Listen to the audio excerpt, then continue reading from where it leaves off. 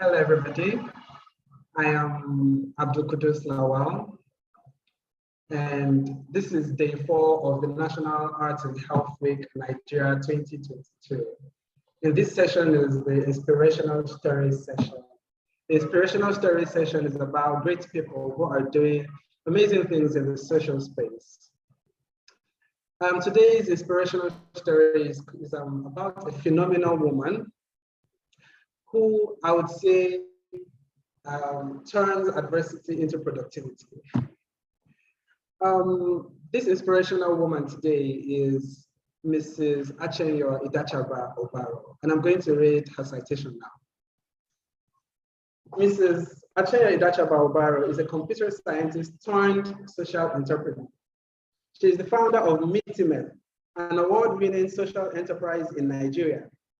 Mitimeth trains and engages riverine communities and local artisans to produce and earn livelihoods from unique handcrafted home decor and personal accessories, utilizing invasive aquatic weeds, agro waste, and non-timber resources. Mitimeth has featured in exhibitions and won awards, including the Local Raw Materials Content Award from RMRDC, as well as the ACE Awards from Bella Africana. Achenyo was named among Y Niger and LLA's 2017 Most Inspiring Women in Nigeria.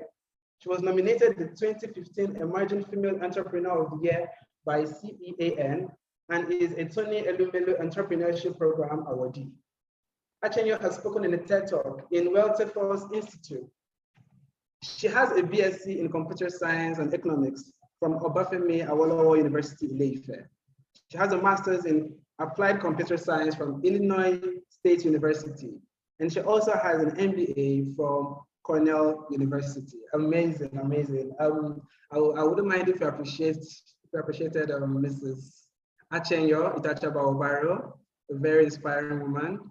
I'm personally your fan, ma. And it's so nice having you here. So, I think it's time for you to share with us what you have for us today. Okay. So, yes, ma, if it's a video, you can play with us, play for us now. And you can unmute All yourself. right. Yes, I've unmuted myself, and I hope you can hear me. Yes, ma, I can. All right. Thank you very much, Abdul Kudus, for the introduction. And as you were reading my introduction, I'm like, oh my goodness, this is an old one, because I sent a very abridged version this morning. But of course, that's what happens when you're running behind schedule, right? Or you're late to turn in stuff. So thank you very much for that very gracious introduction. I'd like to say a very big congratulations to Kunle and the team for this amazing week, the National Arts and Health Week, which commenced on Sunday. Well done. I know it's taken a lot of hard work, great speakers lined up, and I'm coming right behind a sister of mine, the Green Queens. It was lovely listening to her this morning and her inspirational story as well. So hopefully I would live up to expectations with my presentation or my story this afternoon. So it's not a presentation per se, it's really sharing the Mitimeth story. And I'll admit, when I received the flyer, when Kule sent me the e-flyer, and I read the title associated with me, I smiled at my new descriptor, because I think for me it was the first time of my hearing about an artivist.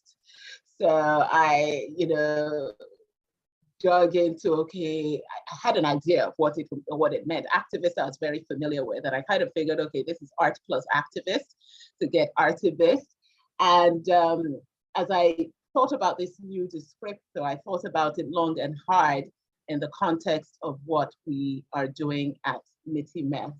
And indeed, we are using the creative arts to campaign against environmental pollution, campaigning against poverty, marginalization, distress migration, unemployment, and the list goes on.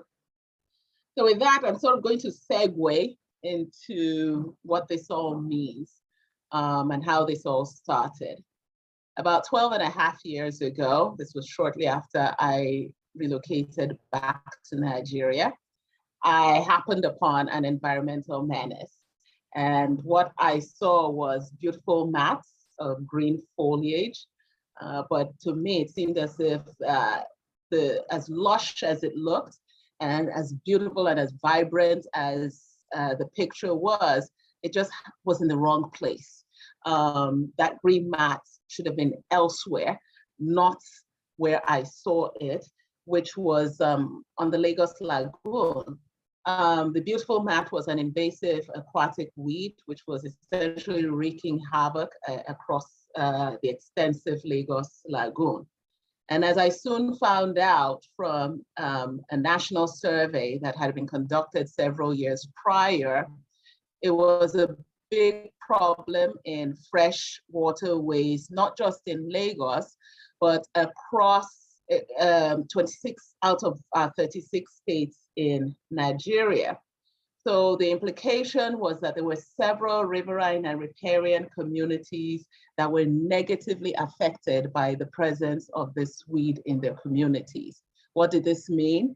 If I think of the image that I saw on the lagoon, there were several fishing boats that were hemmed in by this invasive weed.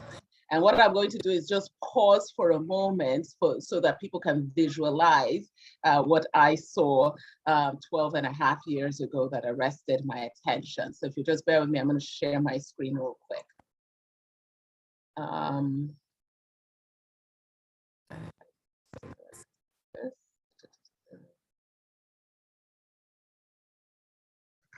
Okay, see my share screen.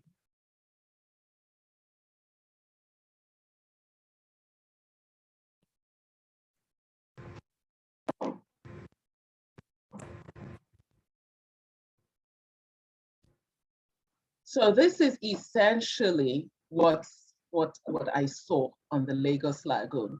And in fact, this particular short clip that we're watching right now is one that I actually took last year, towards the end of last year. We were heading to Ijede. We were actually at the Ijede jetty. And I thought a perfect opportunity to actually take a quick shot on my video to illustrate exactly what this invasive problem is. And if we just pause for a moment, you would see that the boat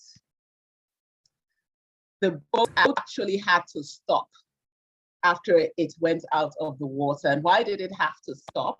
It stopped because the invasive aquatic weed got caught in the outboard engine. So they had to pause for a moment and then actually extract the fiber from the outboard engine so that they could continue their journey. And this essentially is what riverine community members go through day in, day out, because they have to traverse the waterways in order to get to where they're going. And the presence of this invasive aquatic weed certainly posed a problem. Kids can't get to school during the high infestation season. And it was just basically causing a lot of havoc because access, essentially had been curtailed due to the presence of this weed. Now, the weed is called water hyacinth. And for those of you that were in on this call much earlier when the TED Talk was being played, I sort of gave this away. But the weed is called water hyacinth, of course, in the southwest where we are currently in Nigeria. It's also known as beboro, which is the Yoruba word for gossip bearer or tale bearer. It's also known as lakwa. It's known as inobo. It's known as keinoa. Depending on the parts of the country that you're in, it has a different name associated with it. There's a recent documentary, and what I'm going to do is I'm going to paste that in the charts. And the documentary was actually done by Bolaji Alonge, Eyes of a Lagos Boy. And the name of the documentary is Greener Pastures. And the documentary is about a 7.5-minute documentary, and it highlights the plight of coastal communities that are affected by the infestation of this water hyacinth. So I'll encourage folks that are on this call to watch the documentary so that you get a very good understanding of why, you know, this plant is an environmental menace and why communities are adversely affected by its presence. Now, this is the genesis of the Mitimeth story, and my challenge was to change water hyacinth into a force for good in the communities that had it. The weed is one of the fastest growing weeds. It reproduces every 2 weeks. So needless to say, we have quite an abundance of it. And we've had this problem in Nigeria for over 3 decades. It came into, it's more like going on 4 right now. It came into our waterways in the mid-80s, and it has been with us ever since. But the interesting part of this is that this is not just a Nigerian problem. It's a problem that's prevalent in at least 44 countries in Africa. So we can say that we have a Pan-African problem with this water hyacinth. So whatever solutions, and the challenge was to, you know, come up with a solution that can be replicated easily in country and outside country. And we have a homegrown solution that we believe can work, you know, across board. So the solution that, you know, I was looking to deploy to address this challenge was one that did not really require a significant amount of technical skills. It was a solution that I wanted to be a win-win situation for both the communities as well as the waterways. So I zeroed in on handicrafts. And the plan was to introduce handicrafts through the transformation of water hyacinth to enable communities to earn livelihoods. And it's interesting because the conversation that took place before mine with Green Queen and some of the questions that were raised by Kunle included, you know, the introduction of a crafts village. So this is something that we're very much passionate about, which is, you know, empowering communities right where they are with what they have to create income opportunities for themselves. And of course, that will minimize people wanting to run out from the communities to seek economic opportunities elsewhere. So what we have done is we empower communities to take this water hyacinth that they have and learn weaving skills such that they're able to now you know, make products out of this. And what are these products? And I'm going to show a small video clip which sort of highlights the different things that we make, but I'll speak to them. So we make things like home decor, and within that home decor range, we make things like lamps, we make small furniture pieces, we make rugs, we make dining ware, and then we've also delved into fashion accessories as well. And all using local materials as well as local hands, and combating an environmental solution, an environmental problem. We have taken the skills that we have learned over the years with working with water hyacinth to other natural fibers as well. So we work with banana fiber, we work with coconut shells, we work with corn husk. We used to work with corn husk much earlier on, as well as cattail, which is another invasive weed. So what I would like to do is just pause for a minute and then pull up a video so you can see some of these things. So it's not just me talking, but we can see some of the other things that we have been able to make with the water hyacinth. So I'm going to highlight this just very shortly, so just bear with me. Okay. All right, so I'm going to share my screen shortly. And one of the things I also want to point out is that when I decided, okay, that will zero in, or I'll zero in on the handicrafts option. It was with the goal of engaging people at the grassroots. I believe that we're all, we're creative beings created by, a creator, God, who has, endowed us with these abilities that are just looking for that right opportunity to express that creativity that we have within us. So it was very essential that whatever solution was proffered for this challenge, people could actually relate to. And I felt that with the handicrafts option, people will be able to see the works of their hands and be able to appreciate it and be able to put themselves into what they're doing. So with that, I'm just to quickly play this video, which we've been talking about. So let me just do that right now.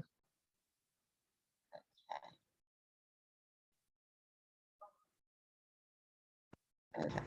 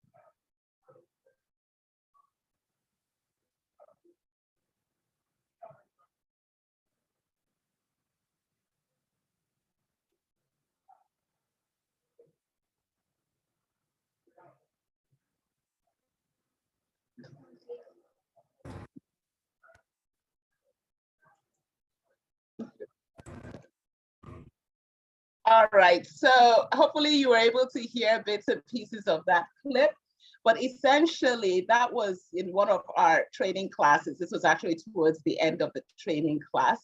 And the young man that was in the picture there, this was actually in Ijede in the Ikorodu area. And he actually, oh, you didn't see a visual. Oh, I just got a message that, oh. So it was a video. Sorry? We did not see anything. Oh no. Oh. But your screen was showing, but we could not see the actual video. Okay, so let me.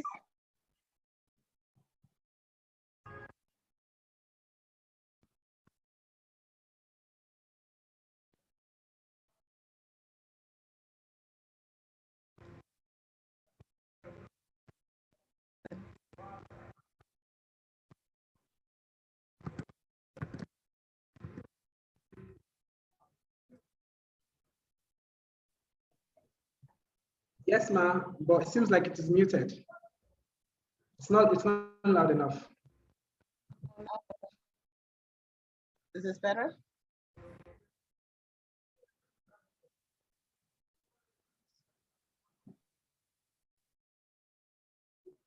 We can see, ma'am. Okay, all right, great.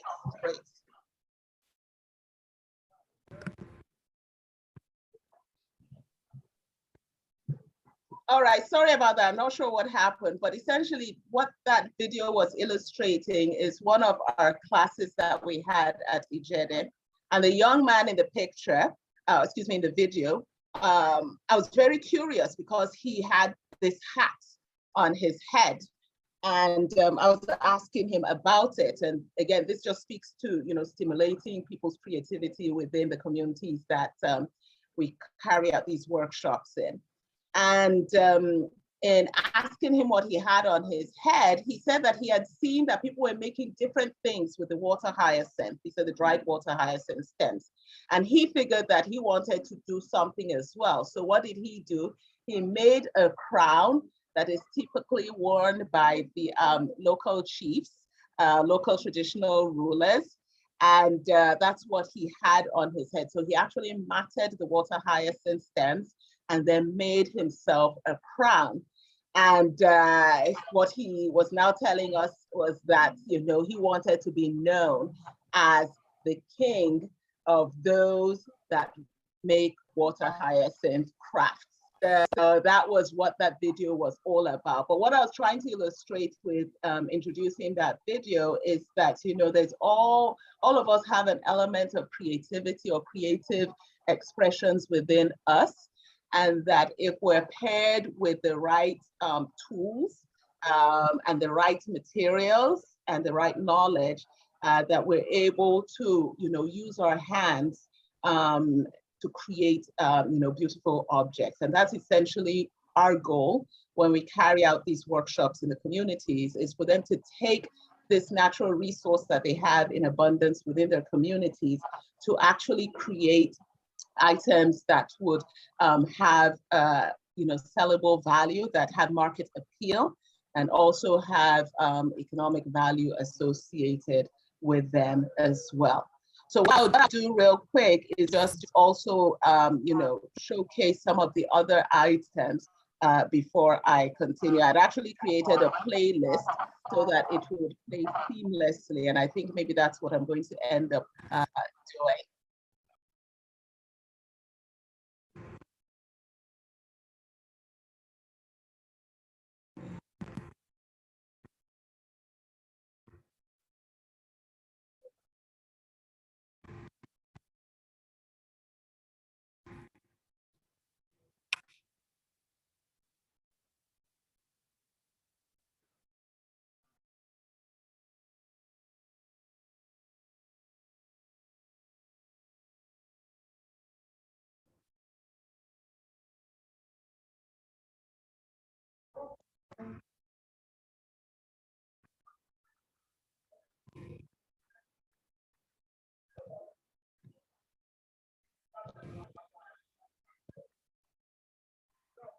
I hope,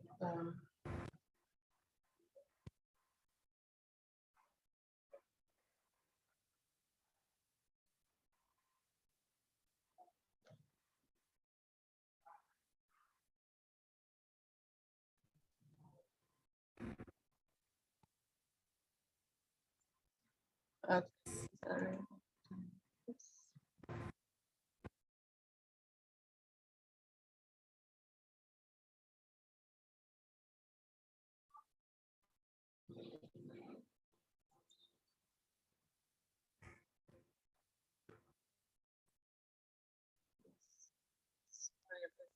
Stop some of my playlist real quick because it's gone into a loop.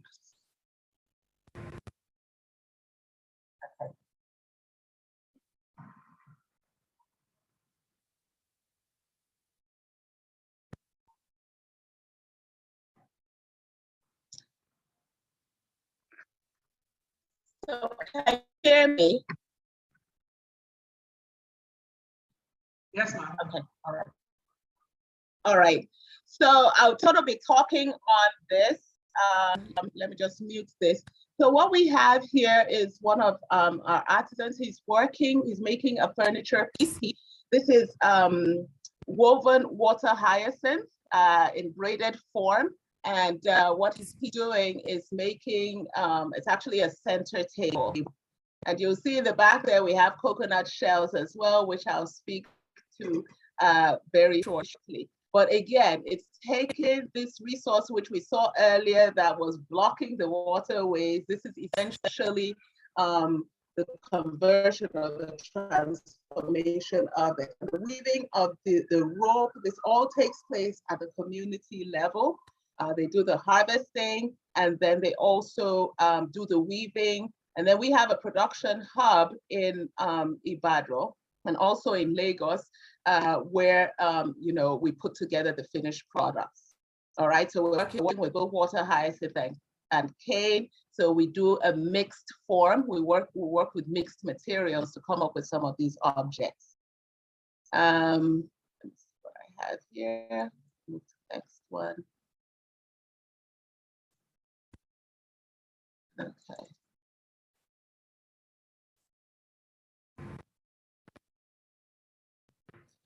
Okay, this is Another, this is a training session. We're actually working with members of a community called Tomorrow Island.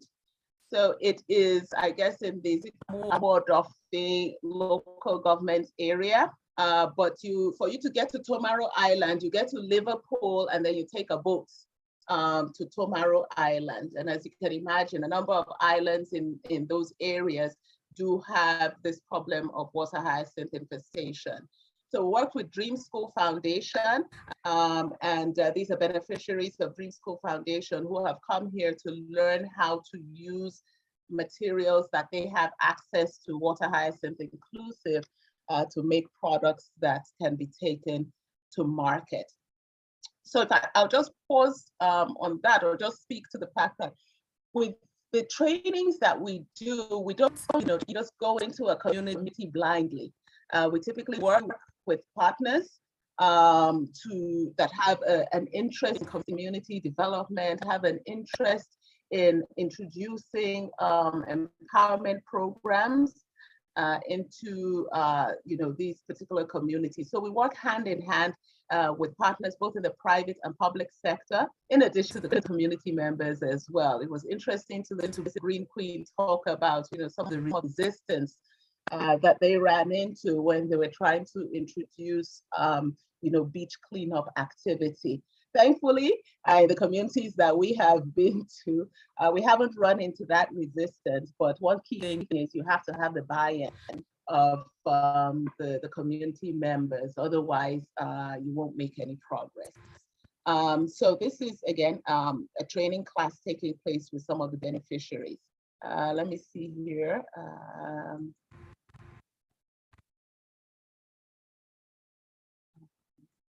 Just want to quickly pull out some of the activity so that you can see some of the different things that we do. Hopefully you can see this woman weaving on the loom.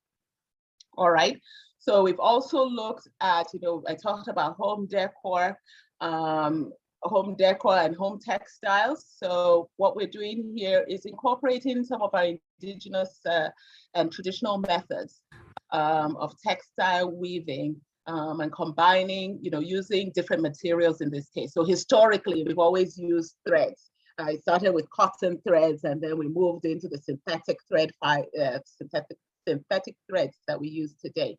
But we're now kicking this up a notch and saying, okay, can we also use water hyacinth as the fiber in these textiles? And that's exactly what's happening here. We're combining threads along with the water hyacinth, and you can see her roll of water hyacinth on the floor that she's using for the weft. So home textiles is another area that we veered into, and of course things like this can be used either as floor coverings or wall tapestries.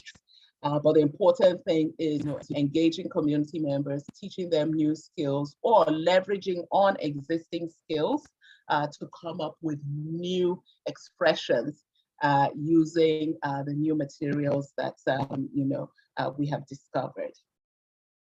Let me see what else I have here to illustrate. Okay, so we'll talk about coconuts, and this would be quite interesting because we were talking about Badagry earlier on and craft villages. So what we've also done here is leveraging these transformative skills that we've acquired over the years. We've moved beyond water hyacinth, and we're talking about banana fiber. We're also talking about utilizing coconut shells. So we've taken coconut shells and we've created fashion accessories out of them. And what you have here are coconut buttons. So we make different size coconut buttons, which are then utilized by fashion designers. And we have quite a few fashion designers that we work with, especially those that are interested or have an interest in sustainable fashion and the circular economy.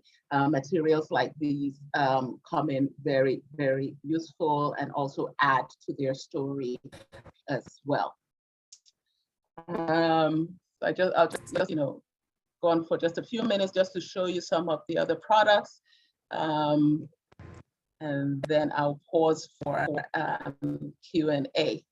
So in this particular video that we have here, this is an illustration of using banana fiber. So we've taken, when banana is cultivated, the fruit is cultivated, typically the stalk is of no use, so the stalk is discarded. So we work with farmers to utilize their agricultural waste, or agricultural residues as they are known as today. And we've trained farmers on how to actually weave the fibers they have, the agricultural residues. So we work with fibers, they supply us with woven banana fiber, and we've made these gourd lamps from these fibers. Right up above, you'll see some pendant lampshades. Again, it is utilizing things that we have within our environment. So these are actually made from raffia bamboo, and we've combined raffia bamboo with water hyacinth. What's raffia bamboo typically used for in our riverine areas or riparian communities? Raffia bamboo is typically used for fish traps. So we have taken this existing material and created something different from it, something functional within the home, utilizing materials that are found within the community. So they don't need to go outside to look for supplies, maybe with the exception of the metal that's used for the hanger, but the frame itself is something that can be created completely within the communities that these materials are found. And then I think I have maybe one more. Actually, I do have a couple more. So let's try to. Okay, so these are part of the dining ware range, woven water hyacinth that we've used to create cup coasters, and again, utilizing our local fabrics, tie and dye, and batik. Again, to just tell a complete story of things that we have made in Nigeria from resources that are found in our environment. Then I think since we're talking about art here, let me just do this last one, which is gourds. So this we're actually setting up at an exhibition. So these are gourds. So it's a combination of all the materials we've talked about. We have coconut shell here with water hyacinth, and then we have banana fiber here with water hyacinth as well. So art object, not necessarily functional, because people ask, can they put their palm wine or water or milk in it? No, not quite, because it's made out of recycled paper, as well as the materials that we've been discussing all day. All right, so I'll stop right there, but I hope this sort of gives you an idea of the kind of things that we've been able to create and use to advocate and campaign against some of the things that I mentioned earlier, which is environmental pollution, also poverty, marginalization, distress migration, and the rest of it. So we're still on this journey. We look for opportunities where we can partner with other organizations that are doing things that complement what we're doing or would make our stories stronger. So we're talking about inspirational stories here today, and we want our stories to be stronger. We want our stories to be bigger. We want our stories to be amplified as well. So where there are opportunities to collaborate, partner, we're certainly very open to that also. So with that, let me just pause and hand over to Kudus. But again, thank you very much for giving me the opportunity to at least share a little bit about what we do and how we're doing it. Thank you. Thank you very much, Ma. That was really inspirational. Thank you very much. It's an honor having you here, actually. Thank you very much, Ma. So, before I move on, I personally have some questions for you. Okay. Okay, so I would like to ask, you said, according to your citation, you studied computer science, and then now social entrepreneurship. What was the motivation, Ma? How? All right. So I like to tell folks that, I think it's all intertwined. Because as a computer scientist, your mind is trained to find solutions to a problem, deploy technology. So whichever way you look at it, the foundation is there's a problem that needs to be solved. Whether you're using technology or you're using the creative arts, you're trying to address a challenge.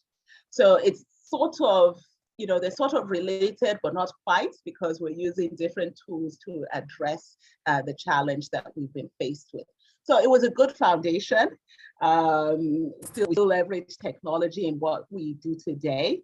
And we're leveraging technology right now via Zoom. So it's not as if, that aspect of my life has been completely shut out.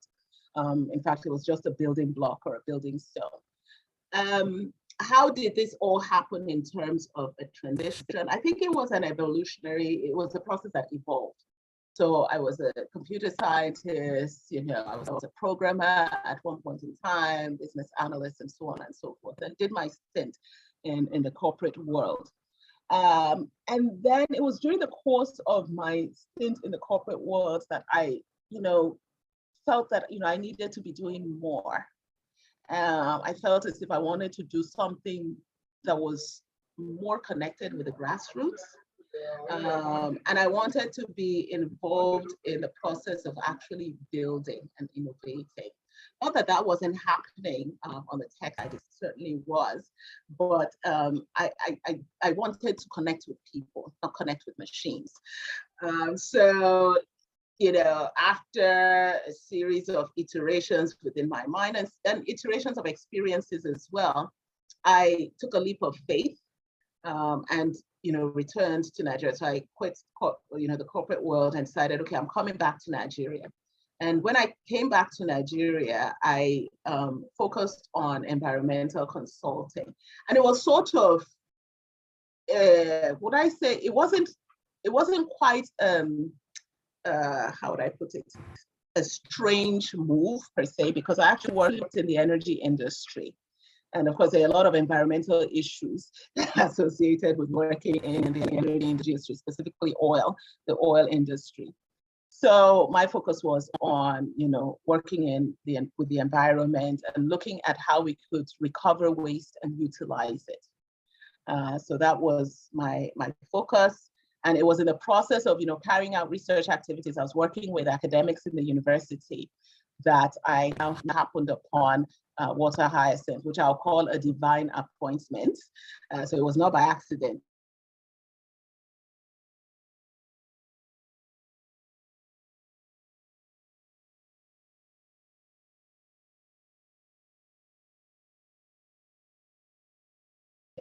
And start looking at how one could, address the challenge that it posed. Thank you very much, ma'am. Can you hear me, ma'am? Yes, I can. I hope you can hear me as well. Yes, ma'am. Yes, ma'am. I was able to hear everything. Thank you very much for that inspirational talk. Okay, ma'am. I think Mr. Kunle has questions for you. So, okay. Mr. Kunle, if you could unmute yourself. Make sure they are hard questions, Kunle. Trust me, I won't ask plenty questions, but I have just very few for you. I'm trying to look at how you came back. I mean, not many people want to come back. Why did you choose to come back? Why, in the era, especially looking at the era we find ourselves today with what is happening in the country, but you came back like a few years ago, and then why did you choose to come back? Why? That is one. Okay. All right. Okay, great. So thank you very much for that question. And it's one that I get asked often, that people are running away from Nigeria. You are coming back. In fact, people thought I was having a midlife crisis. But I had to explain, I hadn't reached midlife yet. So there's no way I could have a midlife crisis if I haven't reached midlife. But for me, there was just, I think all along, I felt that I would at some point in time come back to Nigeria, because I honestly felt a deep conviction that I needed to come back and contribute my quota. Of course, you would want to come back and contribute your quota under much better circumstances. But we are where we are. And yeah, I decided, I was going to take this leap of faith, but it came out of a deep conviction. And if you don't have that deep conviction, please don't do it. If you're in the diaspora, please enjoy the diaspora until you have that conviction, if it ever comes. But if you do have that deep conviction, make the leap, because it is that deep conviction. And for me, I'm a person of faith as well, fueled with faith, that I think I've been able to stay this long. So, I look back and I'm like, I can't believe I've been here almost 13 years. My friends will tell me that when I left the US, they were counting down that on year 2, she's going to be back. So people were counting down, thinking, there's no way she can survive. There's no lights, there's no this. I mean, the list of there's no, is a lot.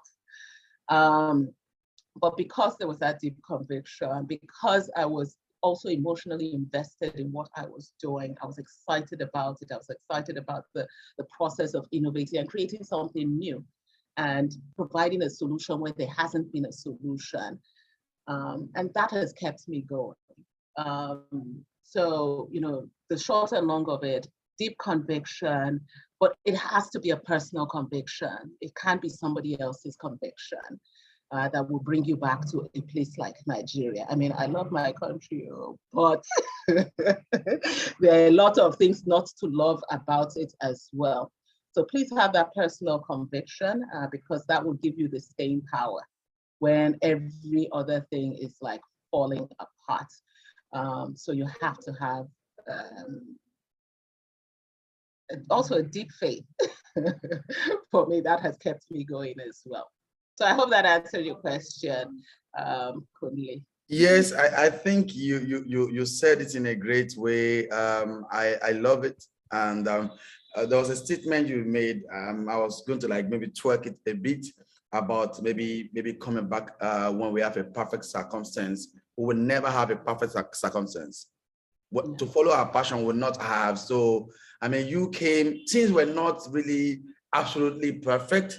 You didn't come even when we had a perfect circumstance, right? So, and then you're thriving, right? So I'm trying to probably reframe that as you follow your passion and with conviction, so you don't have to wait for a perfect, because you will never have a perfect circumstance to do what you want to do. In fact, there will never be, right? So the reason why you are convinced is not because things are working, it's because you can make things work, right? Exactly. So yeah, so sometimes we are only convinced, it's working. No, people will be inspired by our journey, because when things were not working, we made them work. And that's why it's inspirational. We're able to evolve, we're able to create things like Auntie is doing. So it's such an inspirational one. And I was going to also ask, because I was thinking seeing some of the recent work that you've been doing, you've evolved over time, and then where is that coming from? Because I was like, Auntie used to do this, and then all of a sudden there was, there were fusions, right? There were fusions, and then I was seeing this synergy, I was seeing this connection between all the materials, right? The way you're exploring a wide range of materials to be able to create new body of work. Why did you choose to do that? Why didn't you stick to the old? Why didn't you stick to I started from here, I have to stay here, right? Why did you evolve? I heard a saying, and I can't remember who said it. They say innovate or die. So if you don't continue innovating, of course, you're going to become very obsolete. And not only that, you would have people that have been looking up to what you're doing and be like, okay, we're going to copy this. So after they copy it, what happens to the original, right? And in fact, there was even an interesting conversation that I had with Green Queen some years back, where she said she saw posters that looked very much like ours, but she knew they weren't ours because she was very familiar with her stuff. Now, if we had continued just making posters the way we were making them before, we would have rendered ourselves obsolete as well, because there will be many other entrants into the marketplace. So I think innovation is key. And I think that's what we have tried to do within our space here. And of course, we have so many materials to work with. So it starts with, just having a curious mind, and, working with the different materials that we've been blessed with to come up with very unique creations. We've been very fortunate in terms of, also having fantastic customers that push us, and customers that we're ready to listen to. So we can't, create or co-create without having an open mind or listen to our customers. So a number of things have come up as a result of us not saying no, we don't do it. But yes, we'll look into it, and we'll get back to you. So being pushed by our customers has also helped us to expand our offering and expand the materials. And we also work with designers as well, who have also opened eyes to the opportunity. So we haven't stayed in one place thinking that we know it all. We certainly don't. And we're always looking for new learning opportunities from those who, have vast expertise with working with different materials to see how we can combine things. But there are lots of things within our environment. I am inspired by what I see. So, it's always like, oh, okay, this thing will actually look really nice. I think this thing will look really nice if we combine it with water hyacinth. And that's how some of these creations have come into being. Powerful, amazing. What is the next big thing for Mitimeth? What is the next big thing? Yeah. Sorry. Before I ask that, was there a period where you felt like, are you sure you know what you're doing? I mean, you said your friend like counting down, but yeah, you were she's coming back again. So they were counting for you, and then so at that period where you had fears, you were scared. I'm like, I'm not talking about where you are now, but that period in your journey where you were so scared, you were like, this work, am I going to thrive? I mean, why didn't I stay back in America? Now, I hope my friend will not say XYZ. Were there period like that?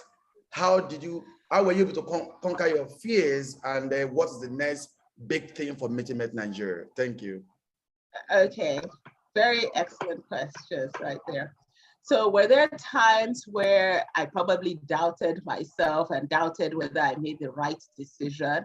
Yeah, there were very few times when I had those doubts, but I would admit that maybe because I'm a very tenacious and determined person, for me, when I made that leap, I told myself there's no option of going back, even though I could go back to the States if I wanted to, like tonight. But within my mind, I was like, it has to work. You have to make it work. And with making it work meant that I couldn't be very rigid in terms of how I thought the solution should be. So if I tried something out and it didn't quite work the way I thought it would, it's like, okay, what's another way of making this work? So flexibility is key, especially in trying out something new, in paving a path that has not been charted before. So flexibility, adaptability. But I would say that those doubtful moments and perhaps some of the fearful moments drove me to my knees in prayer. This had to really work, and there had to be a solution. And it also fueled me to continue. So instead of packing it in and saying, I'm done, it just fueled me to continue. Because trust me, you will be thrown curveballs if you're an entrepreneur, trying out different things, trying to make a change, trying to create impact. Life and this country will throw you curveballs, but it's what you do with those curveballs that are thrown at you. So for me, it is like continuing to push through. And then when I think of the communities that we're working with and that we've affected, when somebody tells you that all they are looking for in a year is 6,000 naira, they're like, I've got to make it work. If it's only 6,000 naira, that's going to make this person happy and it's going to make a big difference in this person's life, then I have to get off my pity party and make it work for, you know, the 100 plus artisans that we're currently supporting and working with today. You asked what's next. So for us, of course, we would like to scale deep. You know, to date, we've trained over 700 artisans. But beyond the numbers, it is like, okay, how many of these, you know, are we helping to meet their economic aspirations? So for us, that's, you know, what's next. So we're getting there incrementally. As the numbers grow, of course, the distance we have to cover also grows in terms of, you know, finding markets, finding customers that will buy the products that we're making, because it's, you know, the customer base and the market that are going to support the work that is being done by the communities that we work with. So I think for us, it's scaling deep and connecting, you know, making more market connections, both locally and globally as well. Excellent, excellent. Thanks so much. Thank you. Thank you very much, ma'am. Thank you very much. You're very welcome. You're very welcome, and it's been a pleasure. Yeah, it's been a pleasure here too, Mas. I've learned a lot, Ma. I've learned determination. One thing I've learned here is determination and empathy, and being concerned about the environment. I would also like to ask, do you have like a shop where we have a product? Okay. Absolutely. So thank you very much for that question, Abdul Qudus. So we do have a shop. It's at Falomo, Ikoyi. So we are right next to 5 Cowries Terminal, the boat terminal, was formerly known as Falomo Jetty. So we're like directly under the bridge. My husband would tease and say that, people didn't come to Lagos to look at the bridge, because I moved to Lagos from Ibadan. He's like, no, this hustle and bustle, people didn't come to Lagos to look at the bridge. And I'm like, well, I have turned that around. I am here looking at the bridge. So we do have our shop, our flagship Water Hyacinth concept store here at Falomo Ikoyi. We also have a showroom of sorts much smaller than what we have in Lagos, in Ibadan. It's in Bodija on Francis Okediji Street. And then, so that's it in terms of our physical shops that Mitimeth actually owns. But then we're also retailing at different outlets as well. So we're at Terra Culture, we are at Hartley's, we are at Multicurse, IO Furniture, and then we're also online as well. So you can learn more about us online. We have a website, www.mitimeth.com. We're on Instagram, LinkedIn, Twitter, so Facebook. So pretty much the very popular social media platforms we're present. Thank you very much, ma'am. Okay. So Mr. Kole, is there any more thing you'd like to add?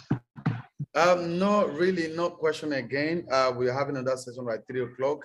And I know Auntie's she's an extremely busy person. And I want to make sure that we are very respectful of our time today. But just want to say a very big thank you to you for joining us today to share the Mitimeth story. We are inspired by your courage, because not many people are courageous to live where they seem like developed, coming to a place where it seems there's no security. And then for here, God has given you an assignment to solve a problem, and you're doing that. I want to just appreciate you for your courage, for pursuing what God put in your heart, and you even putting Nigeria on the map of innovators, social innovators around the world, because this is just an incredible work that you do. We're inspired by your journey as well. Just want to say a very big thank you to you, man. Also want to thank our amazing host for today, Kudus. Thank you so much for a wonderful hosting today.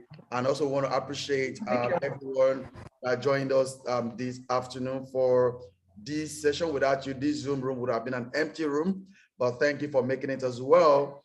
We deeply appreciate you.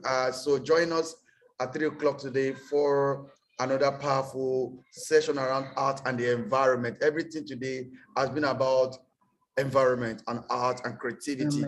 Yes, definitely. This is recorded, and we're going to share it with all of you, and you can share with other people as well, right? So if you don't mind, you can please put on your camera. Let's take a picture with our speaker for this afternoon, please. If you're not smiling, I will Photoshop you out. Shining your teeth. Oh, wonderful. Good. Oh, good. Punam, where are you joining in from? So I'm going to ask you to unmute. Wait.